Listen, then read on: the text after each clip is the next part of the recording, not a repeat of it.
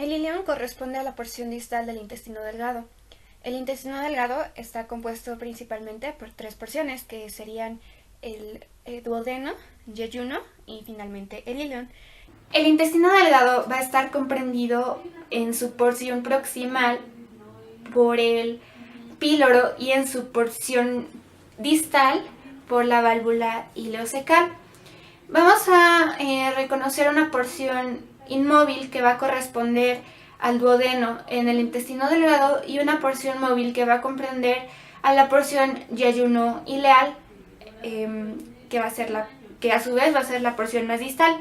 Y para saber dónde da comienzo esta porción yeyuno-ileal, vamos a considerar una estructura anatómica que va a ser el ángulo o doblez duodeno-yeyunal. Este ángulo duodeno-yeyunal, a su vez, podemos ubicarlo gracias a algo que es el ligamento de Treitz. Es este que está aquí.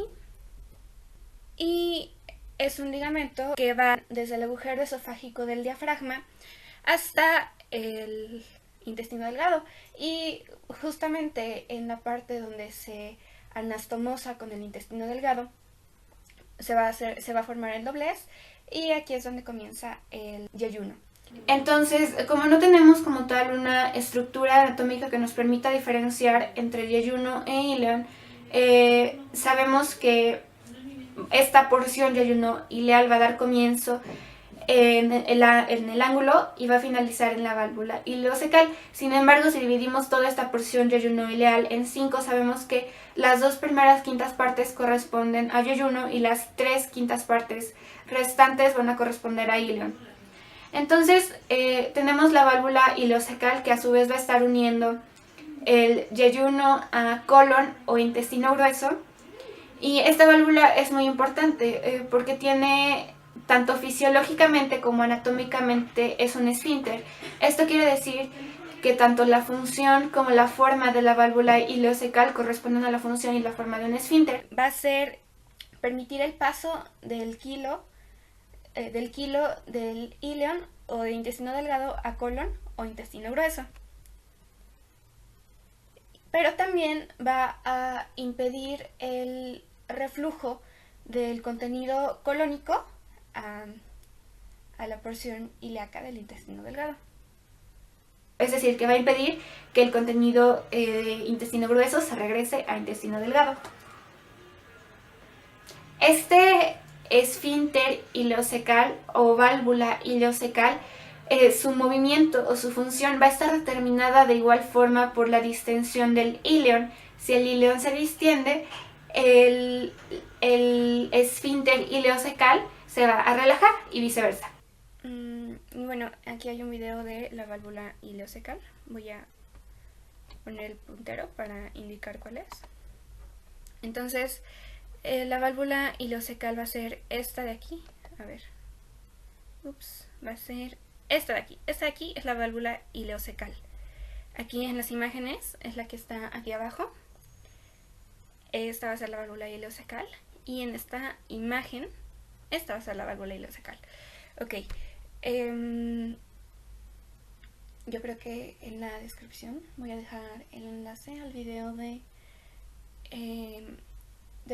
que inserte en la presentación. Entonces, en cuanto a medidas, sabemos que todo intestino delgado va a tener un diámetro o calibre de 2.5 a 3 centímetros en su porción proximal, que correspondería a yeyuno, duodeno, yeyuno, y en su porción distal va a ser de alrededor de 2 centímetros, va a ser su diámetro. Entonces tenemos que el diámetro del ileón vendría siendo de 2 centímetros. Y va a tener un largo aproximado de 6 a 8 metros.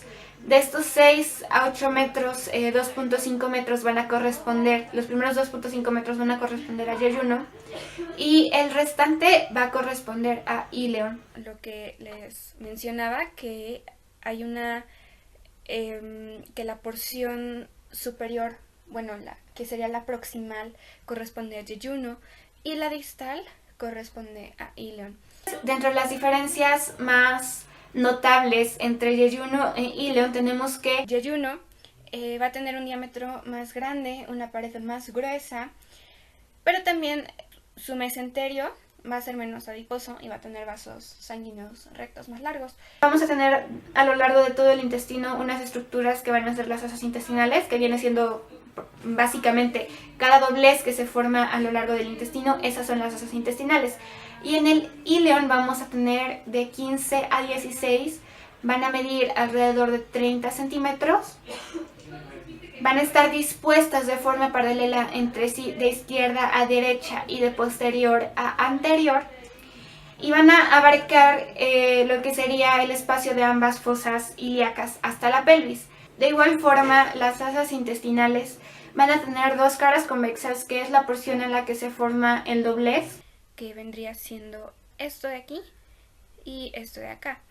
Y va a tener dos bordes mesentéricos, un borde anterior que está libre y un borde posterior que es donde se va a unir el intestino delgado y el mesenterio. Bien, el mesenterio va a ser un meso o una extensión del peritoneo, cuya función principal va a ser la de unir unir vísceras a las paredes del abdomen. En este caso va a unir el intestino delgado a la pared posterior del abdomen. Asimismo, va a contener el paquete vasculonervioso de intestino delgado. El mesenterio, que es esto de aquí, un borde mesentérico o posterior, que vendría siendo este de aquí, y un borde anterior o libre, que no va a estar unido a nada. También tenemos otra estructura que vendría siendo el divertículo de Meckel. Es una de las anomalías congénitas más comunes del intestino. Y tenemos que la prevalencia es en hombres, vamos a tener 2 hombres por cada mujer que tenga esta anomalía congénita. Y este divertículo de Meckel va a estar encontrado en el borde anterior o libre del intestino delgado y va a ser una prolongación del intestino delgado. Esta prolongación, cuando se inflama, puede ser tan importante clínicamente como una apendicitis. Dentro de las relaciones anatómicas que va a tener el intestino delgado, va a ser que en la porción anterior va a estar el epipelón mayor.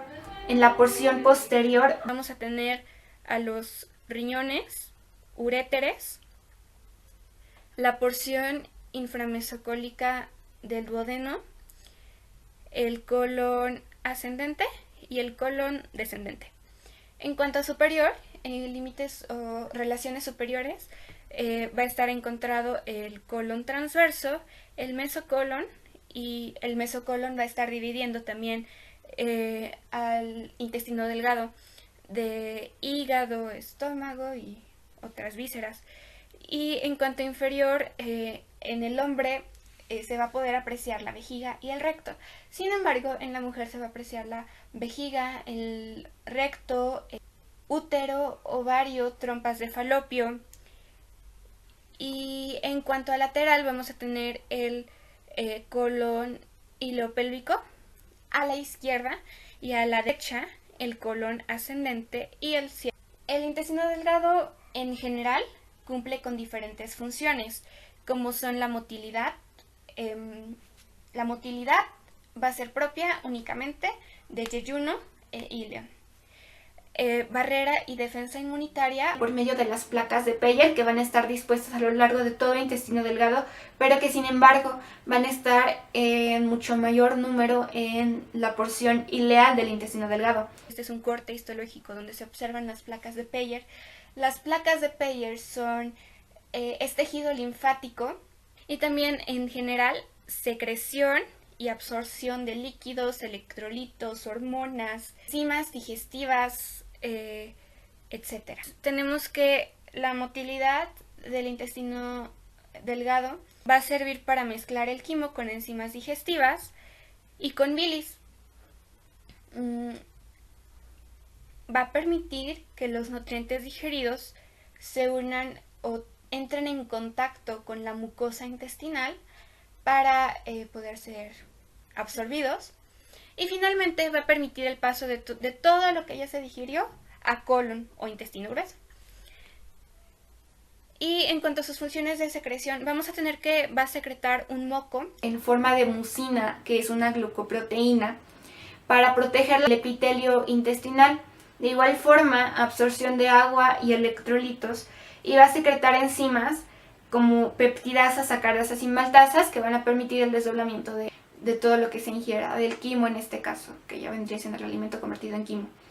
Y también va a secretar hormonas de naturaleza amínica y peptídica. Estas hormonas a su vez van a ser de secreción parácrina, lo que quiere decir que ahí mismo donde se secreten, bueno, más bien, que ahí donde se secreten en el intestino van a actuar. Y bueno, finalmente el intestino delgado secreta alrededor de 1 litro. Bueno, el volumen de sus secreciones va a ser de 1 litro. Y esta es la bibliografía que se consultó. Eso es todo. Y muchas gracias por observar.